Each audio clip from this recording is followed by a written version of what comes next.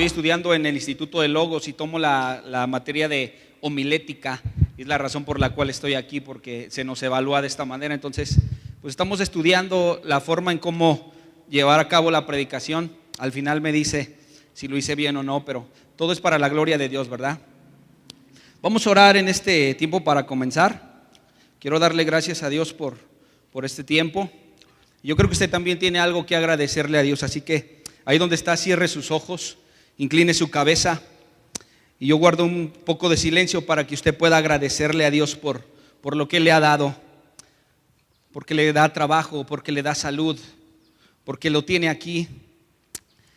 Y si hoy te tiene aquí, mi hermano, es porque de verdad Dios tiene un propósito contigo. Agradécele a Dios por lo que Él te está dando, aún por las circunstancias que tal vez no te parecen. Dios tiene un plan y tiene un propósito y creo que Él se va a glorificar.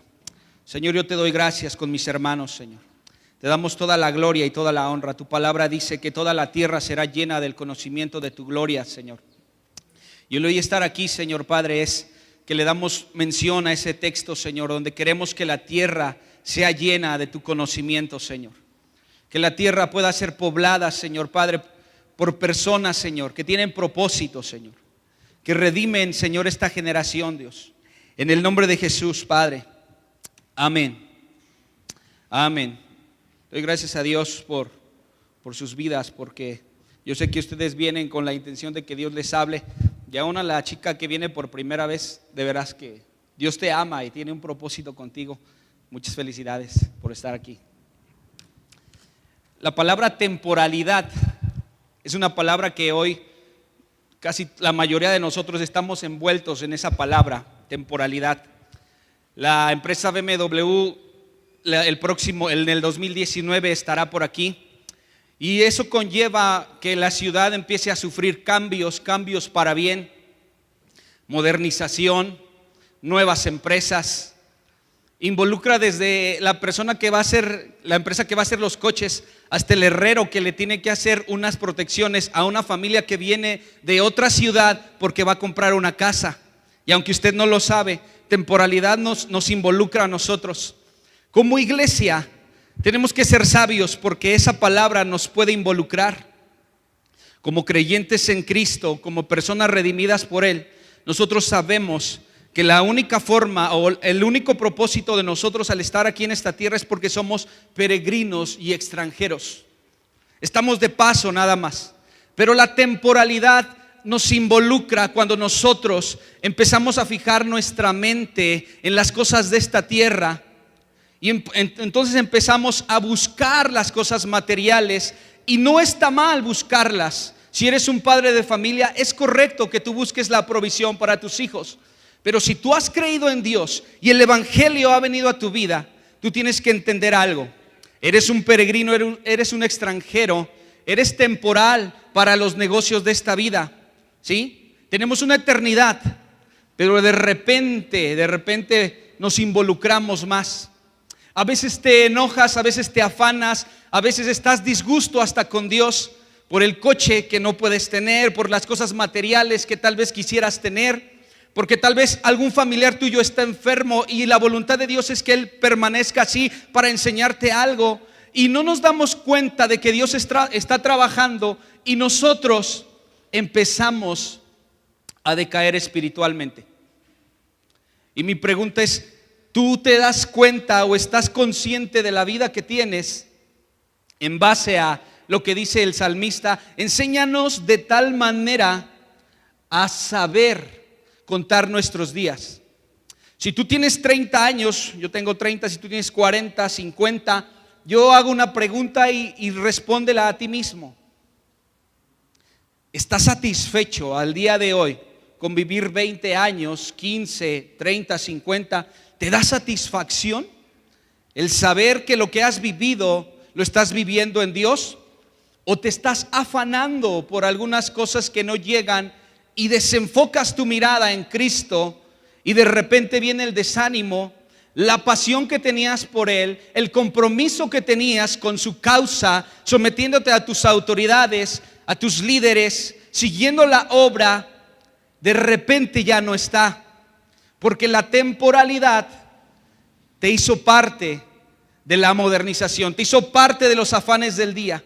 Es muy fácil hoy conseguir un coche nuevo, es muy fácil, juntas un dinero y te avientas a tener un coche. No te das cuenta de lo consciente que debes de ser por adquirir una deuda de 4 o 5 años. Tú no sabes si en esos 4 o 5 años la vida te puede cambiar, pero estamos tan presionados a lo que viene atrás de nosotros que dejamos la causa de Cristo y vivimos por nuestras pasiones, por nuestros propios deseos. Yo hace unos meses desperté con un pesar en mi vida, y de alguna manera ahí puedo decir que es un temor santo que vino de parte de Dios, porque me desperté y me hice esa misma pregunta. Estoy a punto de cumplir 30 años y yo quiero preguntarme a mí mismo, ¿estoy satisfecho con lo que estoy viviendo? Hace tiempo tomé decisiones en mi vida, dejar mi trabajo, comenzar un negocio, y esa parte me ha costado un poco trabajo porque dependo de Dios. Pero yo te digo una característica especial, una característica específica de una persona que confía en Dios y que depende de Él, es que se apoya en Él, es que confía en Él. Y ya seas pastor, ya seas misionero, tengas un negocio, no importa lo que tú puedas hacer, nada más que tú puedas estar enfocado en que es su causa, es su propósito, es su espacio. Cuando tú y yo vinimos a este mundo, Él abrió un espacio. La palabra edad en el griego quiere decir sharks. Es nada más un espacio, una oportunidad que Él te abre a ti para poder estar y conocer quién es Él. Porque tú y yo no estuvimos en el tiempo de la prehistoria, ni en los años 70, ni en la primera, ni en la segunda guerra mundial. Estamos en esta era y Él abrió un espacio a esa edad para que tú tengas acceso a vivir 70 años u 80, y en esos 70 u 80 años te des cuenta quién es Él y puedas entregar tu vida. Y el día que tu corazón se pare y tú puedas, el espíritu regrese a Dios, pero el alma, tu alma tenga que ser juzgada, tú estés satisfecho, tranquilo, con gozo, con paz.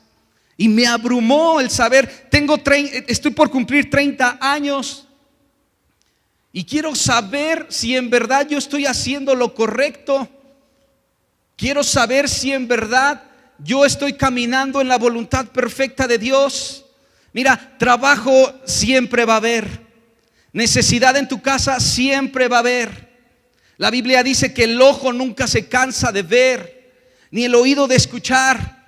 Pero hay algo que caracteriza a los hombres de Dios: que vengan y vayan tormentas, que el dólar suba o que baje, si te quedas con trabajo, si no, si creces o no tu ministerio, tú dependes de Él.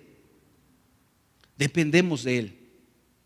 Si no tengo lo que yo quisiera, me aferro a que en los términos de mi día, de mis días, yo pueda decir, hice lo correcto. ¿Cuántos de ustedes tienen sueños, anhelos, esperanzas, deseos? Son buenos deseos. Algunos necesitan ser encauzados en Dios, pero la mayoría de nuestros deseos y nuestros anhelos, si estamos en Dios, ya fueron redimidos,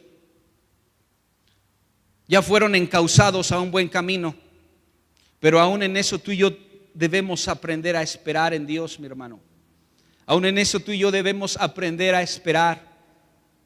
La Biblia dice en el Salmo 139, si tú me quieres acompañar, verso 6.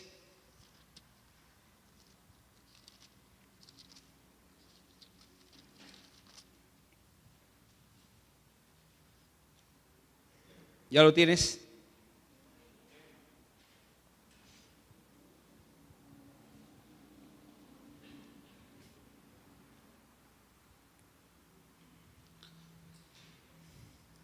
Este salmo es titulado como la omnisciencia y la omnipresencia de Dios. Estas dos cualidades en Él, que son inmutables en Dios, quieren decir omnipresente, que Dios está en todo lugar, omnisciente, que Dios todo lo sabe. Y puedo imaginarte, si tú no sabes, y si lo sabes, afirmarás conmigo, los salmos no son poemas que se pueden leer, sino son cantos, ¿sí? Hechos por el rey David, algunos por Moisés, Asaf, los hijos de Coré y algunos anónimos, pero son cantos. Este canto o este salmo habla acerca de cómo el rey David está asombrado, está inspirado, ¿sí? Y cómo él puede cantar un salmo, cómo puede levantar una voz de alabanza a Dios, exaltando sus características. Y cuando tú lees este versículo, el verso 6, honestamente yo sí considero que él estaba inspirado, porque si tú tratas de entenderlo, no hay forma de cómo poder entender este salmo, pero el Espíritu Santo hablaba a su vida y le inspiraba. Dice este verso, dice, mi embrión vieron tus ojos. Eso no es posible. ¿O alguno de ustedes siendo embrión vio a Dios? No, es una forma de él expresar su inspiración por lo que sabe de él.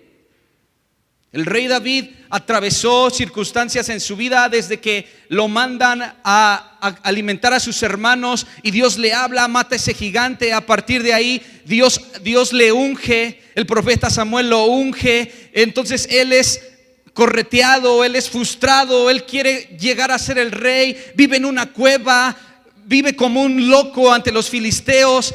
Y él se da cuenta y llega a esta conclusión, dice: Dios, desde que me hiciste en el vientre de mi madre, estoy consciente y seguro de que tú estabas conmigo.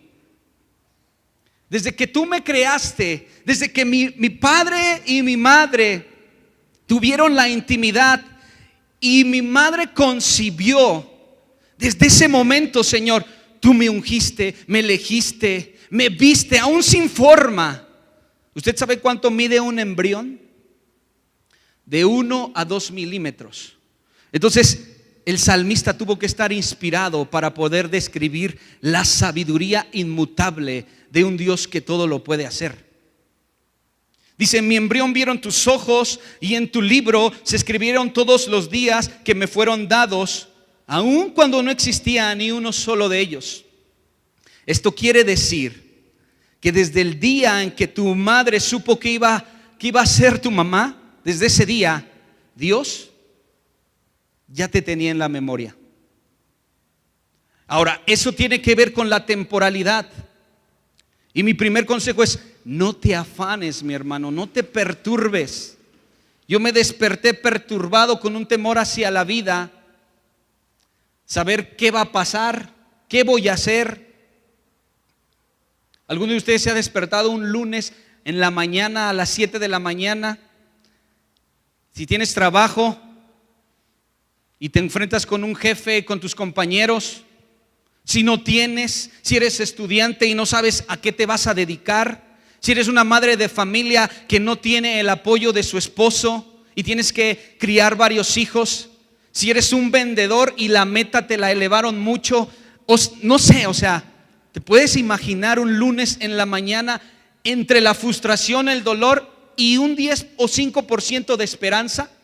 En ese momento quieres tirar la toalla.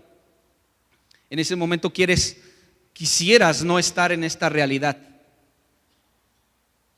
Pero llegando yo a este salmo, me pude dar cuenta en una palabra de esperanza de Dios para mi vida que yo te quiero transmitir.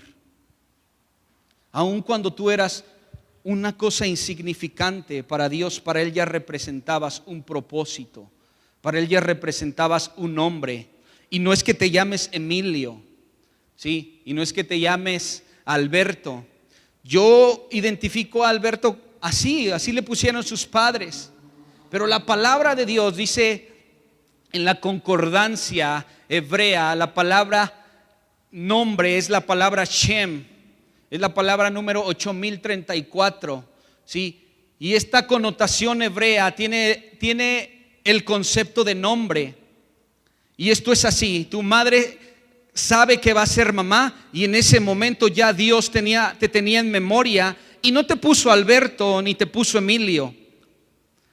Puedes pensar ahorita en una de las aptitudes y características que te distinguen como una buena persona: perseverante, paciente, tenaz.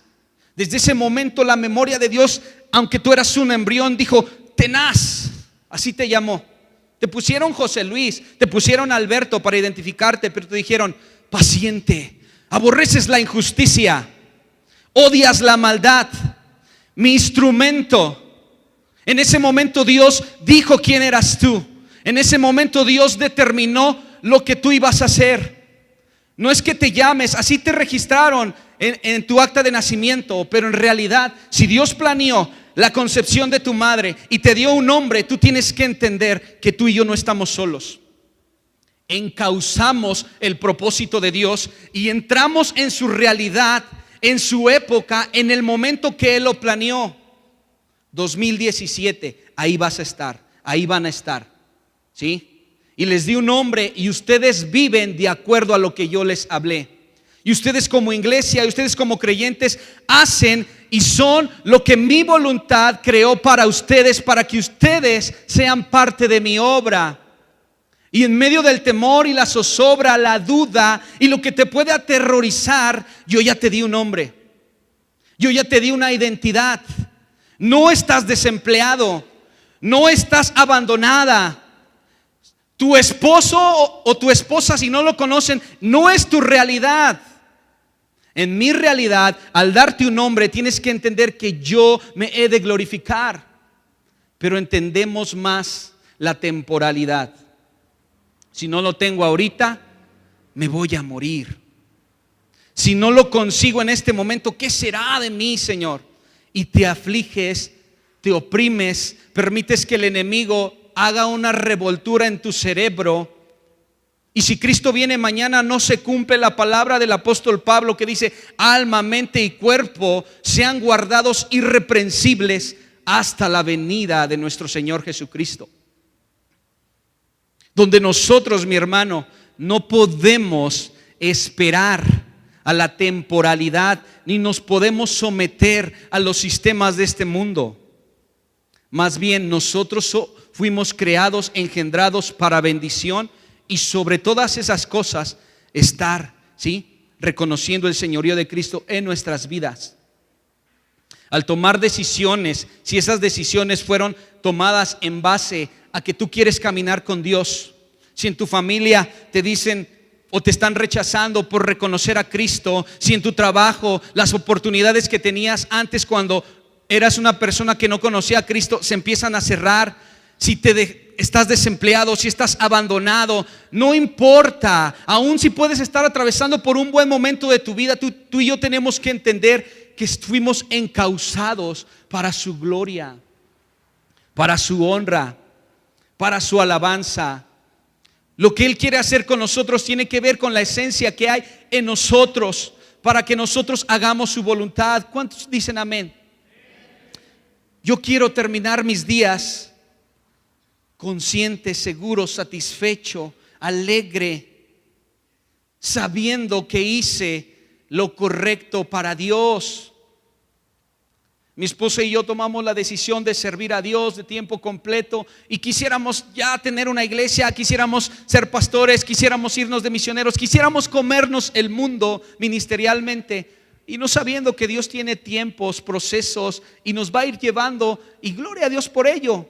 Pero me refiero, o te comparto esta experiencia para que más o menos tú la adecúes a lo que te puede estar ocurriendo. ¿Qué es lo que quieres? No te amoldes, no te conformes. El apóstol Pablo dice en Romanos 8:1: no se conformen a este siglo.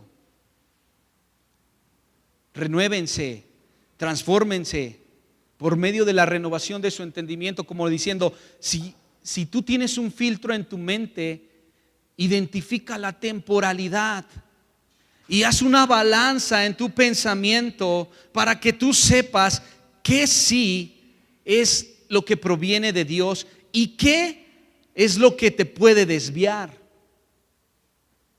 Si hoy estás aquí es porque Dios, de verdad, Dios tiene algo para ti, mi hermano. Yo sé que Dios, tú has estado pidiendo a Dios y Dios, yo ruego a Dios que Él te responda. Yo ruego a Dios que Él te pueda dar respuestas a lo que tú estás esperando.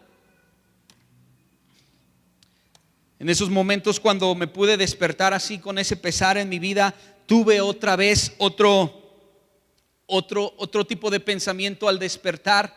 Pero en ese momento, cuando yo decidí en estos días empezar a aprender, ahora si Dios habla a tu vida y viene un temor a tu corazón, no es para que tú temas, sino para que indagues su palabra. Hago un paréntesis: ¿cuántos llevan a cabo una lectura de la palabra de Dios diaria? ¿Cuántos llevan a cabo una oración diaria, un devocional diario? Porque este temor que vino a mi vida se ha empezado a convertir en un motor para mi vida, para poder tener una satisfacción como persona y poder yo reconocer el señorío de Cristo en mi vida y caminar correctamente y decidir correctamente y no afanarme y no frustrarme, sino más bien esperar pacientemente a que Dios haga su voluntad en mí. Ahora, si viene sobre ti un temor y estás cayendo, mi pregunta para ti: ¿tú llevas a cabo un sujetamiento a una autoridad en esta congregación? ¿Tú estás teniendo una comunión con Dios diaria? ¿Tú estás llevando a cabo una lectura de su palabra?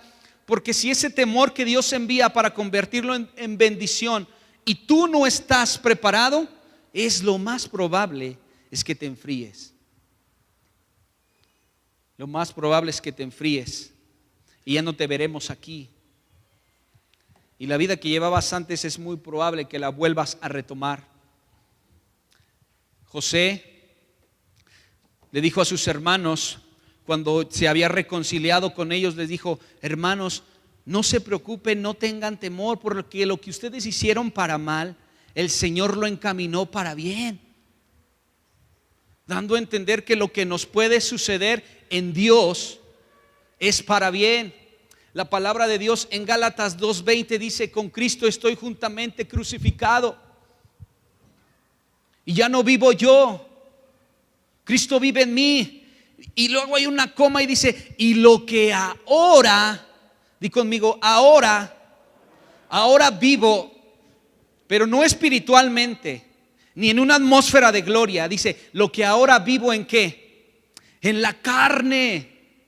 En la carne quiere decir que tú no puedes separar la carne de tu espíritu, porque precisas de estar vivo para poder tener comunión en Dios, y las aflicciones que vives son necesarias para encontrar el sabor. Escucha esto que te estoy diciendo: para encontrarle el sabor a las victorias y a las satisfacciones de tu vida.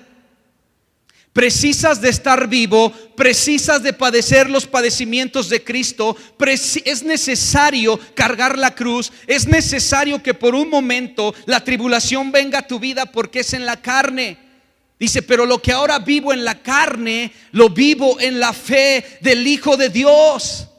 Y ahí es cuando yo me paro otra vez con el mismo temor, y de repente el Espíritu Santo, que ya me había estado preparando y enjuagando, de repente me despierto y digo: lo que ahora vivo en la carne, lo vivo en la fe del Hijo de Dios. Y en ese momento pude tener esperanza. En ese momento pude tener la vida de Dios otra vez. Y mi esperanza, lo que Dios tenía para mí, en ese momento otra vez fue encauzada para bien. Y empecé a amar a mis enemigos, y empecé a esperar el tiempo de Dios, y empecé a aceptar la voluntad de Dios, aunque no fuera lo correcto, ¿sí? Y empecé a entender una conciencia, a tener una conciencia más tranquila de que lo que haga para Dios en este tiempo es lo que Él tiene para mí. Y es lo que yo quiero transmitirte, mi hermano. No sé si tienes 30 o 50 años. Yo sé que nunca es tarde.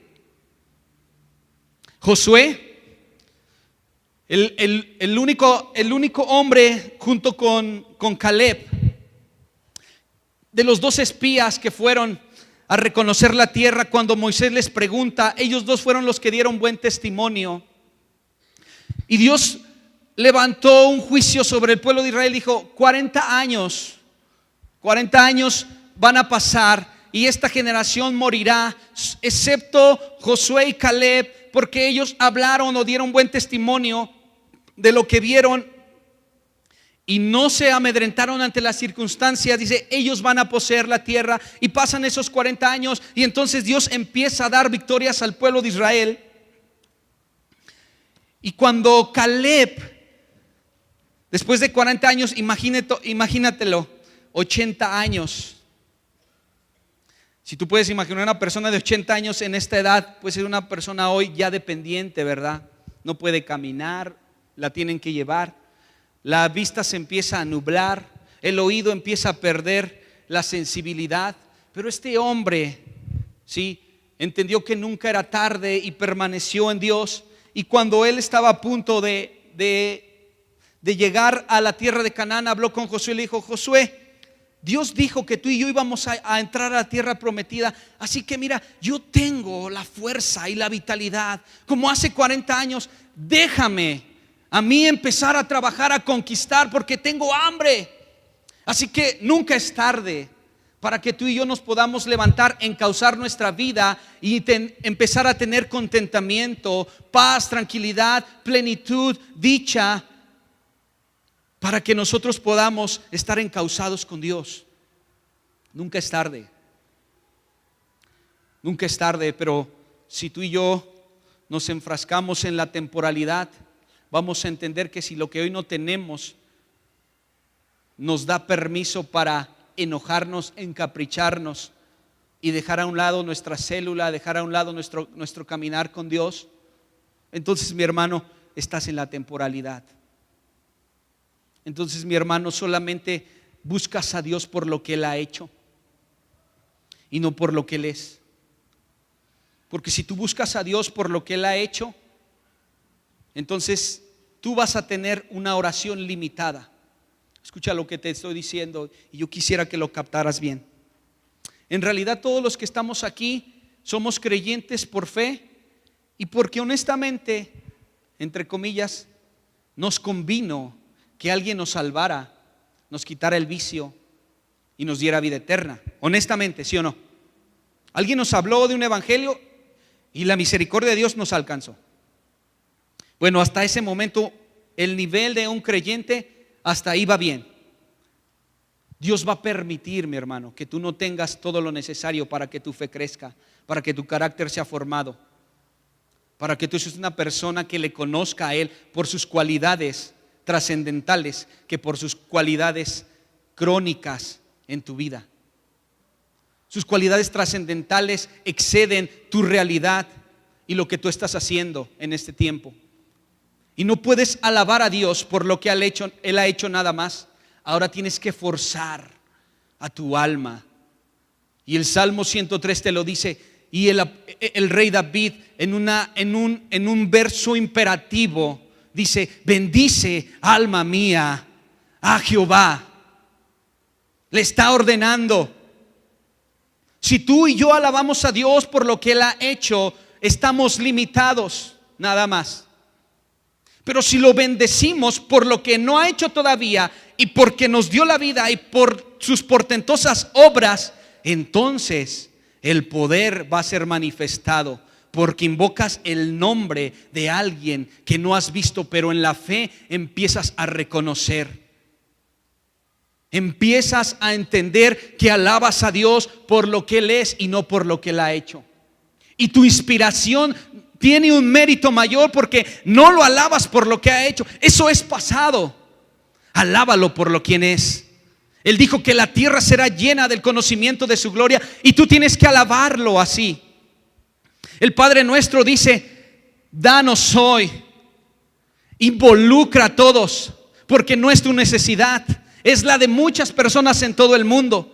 Danos hoy el pan de cada día. No nos metas en tentación, porque involucra a todos y a una sola voz levantas el nombre de Dios. No es tu necesidad, no es lo que tú quieras o lo que estés pasando. Te involucra a muchas comunidades. Y si ustedes y yo lo hacemos de esa misma manera, cuando le dices danos hoy, te identificas con la necesidad de tu prójimo. Y Dios, ¿sabes qué? Dice su palabra que donde hay 2 o 3 reunidos en su nombre, ahí está Él. Y entonces es encauzado para bien. Entonces Él es glorificado y dejas a un lado la oración de alabarle por lo que Él ha hecho y empiezas a alabarlo por lo que Él es. Padre nuestro que estás en el cielo, santificado. Dice, no nos metas en tentación, porque tú no eres el único que está en tentación. Porque tú no eres la única persona, ¿sí?, que está bajo una circunstancia adversa. Porque Elías se apartó cuando recibió la carta, ¿sí?, de Jezabel y le dijo: así hagan los dioses y aún me añadan, ¿sí?, si el día de mañana a estas horas no he cortado tu cabeza. Y él escucha esa palabra y se va y se esconde. Y Dios le dice: Elías, ¿dónde estás? Estoy turbado porque me van a matar. Y muchas de las veces cuando nosotros estamos en la temporalidad, el problema nos lo apropiamos nosotros y no le damos a Dios el lugar que le corresponde, que Él se glorifique, que Él tome el lugar, que Él tome el señorío. Porque si lo hiciéramos así, mi hermano, entonces Él sí se puede glorificar en tu vida, en lo que tú estás padeciendo. Pero cuando la oración es temporal y personal, en ese momento solamente te estás fijando en ti. Y te limitas a que Dios, a lo que Dios quiera hacer. Quiero terminar este tiempo con lo siguiente, mi hermano. Dios es el que pacta nuestros días desde el primero hasta el último. Desde que nuestra madre se enteró que sería mamá, desde ese día y unos cuantos días más atrás, ya Dios nos guiaba. Seremos testigos de su poder en nuestras vidas, pero es un día terminará. ¿Sabes? La particularidad de Dios es que el aliento en nuestro cuerpo dejará de existir. Nuestro cuerpo será enterrado, pero Dios nunca dejará de ser. Y eso tú y yo lo tenemos que entender. Y yo le decía: Señor, ¿y mis anhelos? Y yo pude entender de parte de Dios: sí voy a cumplir este anhelo, sí voy a cumplir este otro anhelo, te voy a enseñar esto y voy a hacer esto en tu vida, pero tú tienes que entender que un día todo esto se terminará. Y entonces me doy cuenta y llego a la conclusión, y se escucha mal, entonces ¿de qué me sirve que me dé todo eso? Si un día yo voy a exhalar por última vez. Bueno, Dios a través de su Espíritu Santo te da contentamiento y capacidad para que tú puedas vivir una vida placentera. Él quiere cumplir los anhelos de tu corazón, Él quiere, pero tienes que entender una parte: todo se terminará. Lo siguiente que te quiero decir es: ¿te preocupas por tu futuro? Dice la palabra de Dios en Jeremías 29:11. Escucha lo que dice: porque yo sé los pensamientos que tengo acerca de ustedes, dice Jehová, pensamientos de paz y no de mal, para darles el fin que esperan. No te preocupes por el futuro, mi hermano. Dios tiene planes de bien, de paz, ¿sí? Él va a encauzar tu vida para que tú seas bendición. No te preocupes por el futuro. Lo que tenga que suceder, que suceda, siempre y cuando tú estés caminando en su voluntad. La segunda es: conoce tus límites. Conoce tus límites. ¿Terminas lo que empiezas? ¿Conoces tus límites? Esto es, ¿qué dejaste tirado a causa de la incredulidad? ¿Qué dejaste suspensivo porque pensaste que no era la voluntad de Dios? ¿Realmente Dios te dijo que eso no era la voluntad para tu vida? ¿Conoces tus límites? Esto es, no te promueves, no eres una persona, o más bien eres una persona que sabe hasta dónde decir sí y hasta dónde decir no, y no agradas a los hombres porque buscas el favor de los hombres, sino más bien dices: sí puedo ayudarte y quiero hacerlo porque yo quiero hacerlo, Dios me está moviendo a hacerlo. O dices: yo lo hago porque esto me puede a mí ayudar a subir de más nivel, o puedo ser mejor que los demás. ¿Conoces tus límites? ¿Terminas lo que empiezas? Yo te motivo, mi hermano, a través del Espíritu Santo. Yo te motivo a que si tiraste algo, vuélvelo a levantar. Hay un proyecto en tu vida, vuélvelo a levantar.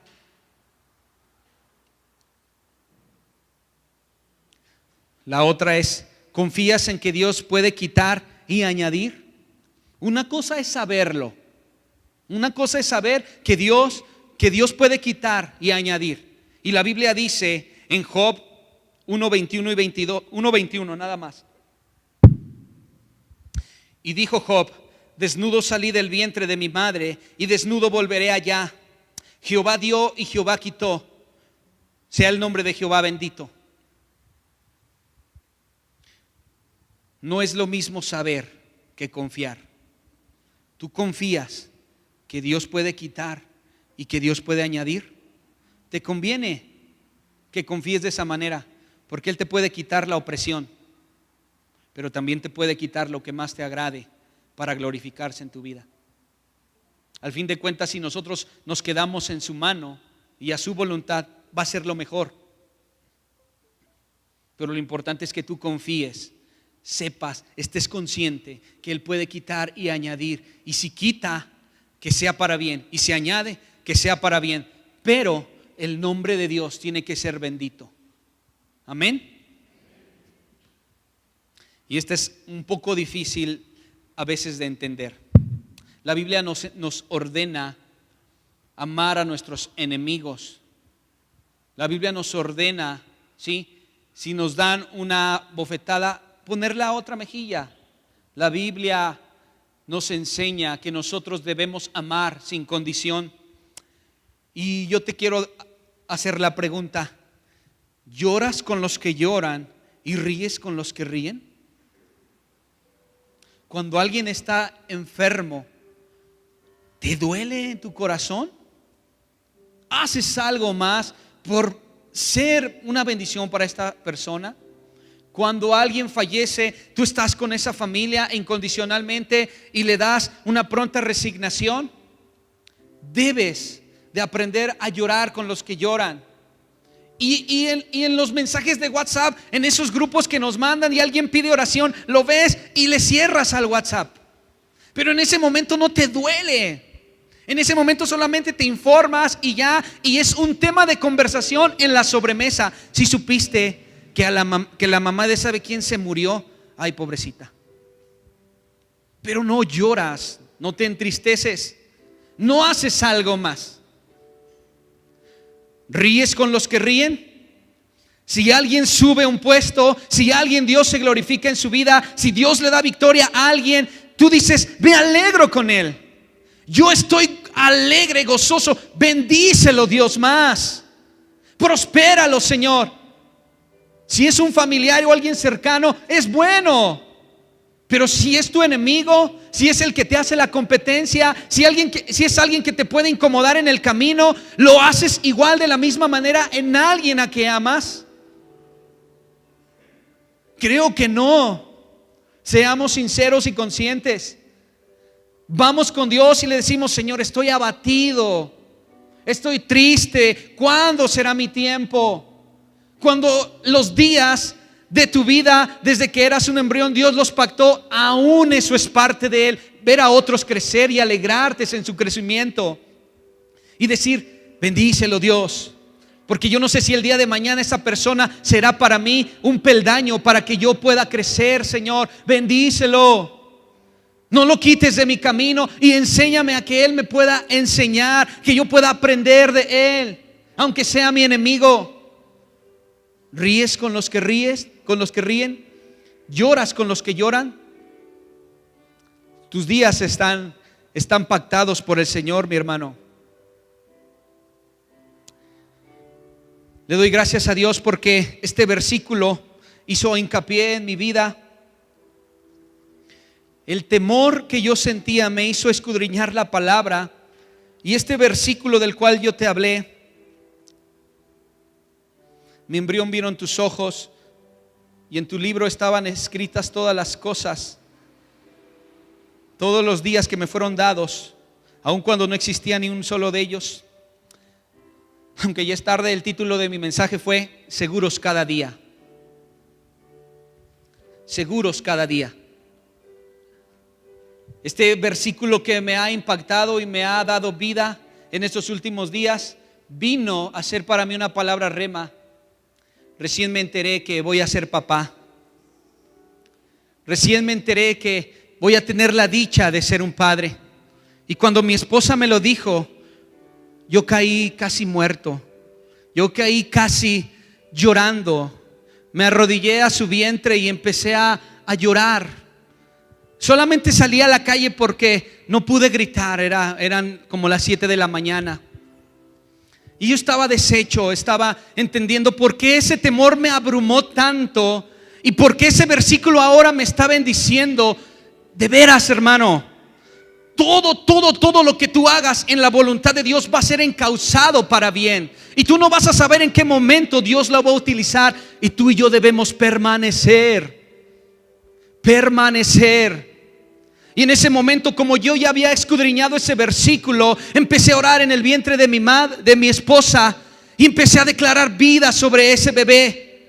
Se dice que los 3 primeros meses son muy difíciles, pero yo he estado orando junto con ella y hemos declarado: Señor, tú conoces nuestra vida, y si es tu plan, aquí está, Señor. Yo le doy destino. Dime cómo le vas a llamar, dime cómo le tienes que llamar, Señor, para que yo pueda darle destino a mi hijo. Y que a pesar de las estadísticas de los 3 primeros meses, nosotros confiamos en que tú eres bueno. Y si nosotros cuidamos bien a nuestro hijo, y si mi esposa se cuida bien, es muy probable que tú le des la oportunidad de dar a luz. Pero lo único que queremos hacer en este tiempo es en verdad honrarte, Dios. Yo no sé, mi hermano, qué tú estés pasando en este tiempo, pero cantábamos un canto que dice: abres los mares, hoy puedo cruzarlos. Perfecto amor venció el temor. La temporalidad te va a comer. El temor te va a comer. La frustración te va a desbastar. Si estás esperando un contrato, si estás esperando un empleo, si estás esperando una provisión de Dios, tú ya no eres esclavo del temor, mi hermano. Ya no eres esclavo del temor. Tú ya no puedes estar siendo esclavizado por lo que Cristo ya venció.